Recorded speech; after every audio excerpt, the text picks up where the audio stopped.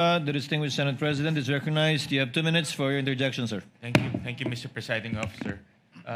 Good morning, Ms. Constantino. Sundan ko lang po yung natanong kanina ni Senator Risa. So in your 32 years in Land Bank, hindi pa ho kayo nakakita ng withdrawal na ganito kalaking amount? 125 million. Tama Opo. po ba? Yes po. Ano yung pinakamalaking nakita nyo ng withdrawal in cash? Hindi ko na po ma-recall. More or less kung lang. magkano. Mabigyan nyo kami. In cash? In cash. Siguro Yung po pinakamalaking nakita nyo na o na-experience nyo na in your mga 32? 500,000 po. 500,000. And next, ito na, 125 million. Yes, sir. Ang Shaw Boulevard, maraming negosyo dyan. No? So I assume maraming mga private companies dyan. May nakita na ba kayong cash withdrawal from a private company na ganito kalaki in the hundreds of millions? Mostly po mga cheque po yung ini-issue nila. Cheque? Meron Opo. bang mga cash withdrawal din? Yung mga private companies? Wala po. Wala, puro Checks. cheque lang ang ini-issue nila. Opo. And then, nabanggit nyo kanina na 4 na beses pumunta sila Miss Acosta at si Mr. Ortonio sa inyo. Opo. Tama po ba? 4 na beses? Yes, sir. Nung nagwi-withdraw sila, meron ba kayong any casual talk kung saan gagamitin itong mga perang ito? Kasi sabi nyo nga kanina, unusual, ngayon lang kayo nakakita. Hindi ba nagkaroon kayo ng konting parang casual talk sa pangatlo o pang-4 na pagkita ninyo kung saan gagamitin tong perang to? Hindi ko na po ma-recall, Your Honor. I'm sure nag-uusap kayo, di ba? Yeah, brief talk. Brief talk, mayroon bang nasabi kung saan gagamitin itong perang ito? Hindi ko na nga po maalala. Sorry Ay, po. Hindi nyo na maalala. Okay. And then, kanina nasa tanong rin ni Senator Bam, typically, rini-report to sa AMLAC no? Yung mga ganitong kalaking amount. Na-report nyo na ba? Na-report nyo ito? Hindi yung detalye. Ang tanong lang naman kung na-report yung ganitong kalaking cash withdrawal sa AMLAC. Ang alam ko po, ang Land Bank naman po ay compliant po sila sa when it comes to reporting po. So, nare-report siya. Compliant po kami doon. Alright. Thank you, Mr. Presiding Officer. Senator Judge Pangilinan is recognized. You may proceed, sir. You have 2 minutes when you're ready. Thank you. Magandang umaga. Ang umaga po. Unang-una, si Gina Acosta, kilala ninyong bilang Special Disbursing Officer, tama? As payee po ng cheque. Hindi bilang Special Disbursing Officer. Hindi po. Kung siya ang payee, hindi, at sinabi nyo, iba ang tumatawag sa inyo na 2 days in advance. Iba po. Di ba? Sino yung sinabi nyo tumatawag? Si Miss Queenie Masangkay po. Miss Masangkay. Opo. Bakit iba? Would you know, if you know, bakit iba yung payee, iba yung tumatawag? Wala po kang idea kasi it's under the agency po kung sino pong gusto nilang gawing payee po. Pero bakit si Masangkay ay kilala mo? Nagpakilala siya? Did you meet each other? Na-meet ko po siya kasi po bago po sila mag-open ng account po sa amin, so nag-visit po sila sa branch. Okay, so you knew her personally and therefore siya ang tumatawag. Pero ang payee ay si Miss Gina Gina. Acosta. In other accounts, would you know or would you have experience na ganun din? Iba yung payee, iba yung tumatawag? I suppose yes, no? Wala po akong idea. Okay, okay. Doon sa nabanggit niyong first time ang ganyang kalaking halaga, kaya sabi niyo unusual. Meron pa bang ibang ahensya? Tama bang sabihin, walang ibang ahensya ng pamahalaan ang naglalabas ng ganyang kalaking pera sa inyong accounts, sa inyong branch? Dahil kayo ay depositary ng government bank, hindi ba? Wala na po akong ma-recall kasi nga po, kagaya ng sabi ko kanina, lahat po ay na-convert na po sila sa mga online transactions. And most government agencies would use checks. Checks or online transactions po. or online transactions. Okay. So, and sinabi nyo, ang average na cash transactions sa inyong withdrawals, apart from yung 125 million na cash, yung average is about 500,000. Tama? Yung average amount ng cash. Pwede po or lower than that. Kung cash po. Yes, Opo. yes. So, malaki yung agwat, no? Opo. And that's why you say it's unusual. Yes, sir. Okay. I have no other questions, Mr. President, Presiding Officer. Just to manifest that earlier, the witness said that she's bound by the confidentiality rule under the AMLA law. But we take exception to that, but I understand that we will be tackling this matter in another article.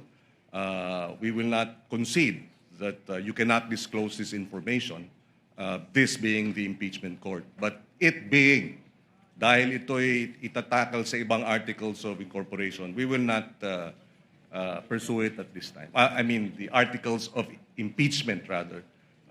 Is it Article 2? Then we will not insist and we will not push the issue at this time. For the record, Mr. Presiding Officer. Noted, but Chair would also like to place on the record that while indeed the court issued a subpoena vis-a-vis the AMLC, the provision of the law on the confidentiality with respect to bank officers are indeed provided for in the AMLC. That bank officers are those authorized to report both suspicious transactions and those exceeding 500,000 are not allowed to disclose whether or not they report. And thank you, Ms. Constantino, for being very cooperative and at the same time prudent with respect to your answers regarding the AMLC provision. Dahil kayo po yung madedemanda kung sakasakaling, hindi naman po kami. If there are no other... Senator Judge Aimee, before we go on a second round. Senator Judge Aimee, thereafter Senator Judge Erwin Tulfo for his second round, Senator Judge Ontiveros for his second round, and Senator Judge Rafi for his second round.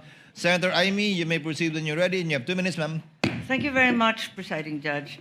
And this is a very simple question by way of information to the prosecution. During the Blue Ribbon Committee, a certain Jean Abaya was called as a resource person. As I recall, she was then the operations head of Landbank Shaw and assumed the position of department manager thereafter. I understand, of course, that the prosecution has the right to choose your witnesses. I am simply curious, bakit hindi pinatawag si Ms. Abaya na magtestigo ngayon, samantalang siya yung may personal knowledge ng encashment ng mga cheque na pinag-uusapan? Your Honor, The Honorable Chua may respond. thank you, Your Honor. Your Honor, at that time, when this check was in cash, si Ma'am po, ang ating pong testigo, siya po ang branch manager. Hindi po si yung nabanggit po ninyo. Yes, alam ko na siya yung branch manager, pero yung operations head at that time, si Jean Abaya. As a matter of fact, she was even able to say that the entire amount of the checks was withdrawn each encashment. So, ang lumalabas doon sa House hearing, kung naaalala kong maigi, si Miss Abaya ang direktang nakipag-deal kay Miss Acosta, di ba? Your Honor, kung maririnig po natin yung kanyang salaysay, siya po kasi yung nakikipag-coordinate sa OBP. Siya In fact, nakikipag-coordinate or sino ang direktang nakikipag-usap kay Miss Abaya, kung ganon? Kay Miss Acosta, sorry. Hindi ba si Jean Abaya? Pwede po Yun ang akong sumagot. pagkaintindi ko doon sa House hearing eh. Pwede po akong sumagot. Yes, please. Si Jean Abaya po, siya po yung next in rank noong ako po ay branch Siya manager. yung? Next Sorry. in my rank. Oo, yeah. Apo. Pero siya ba yung direktang nakipag-deal kay Miss Acosta ng DepEd? Ako po ang direktang sa OVP po.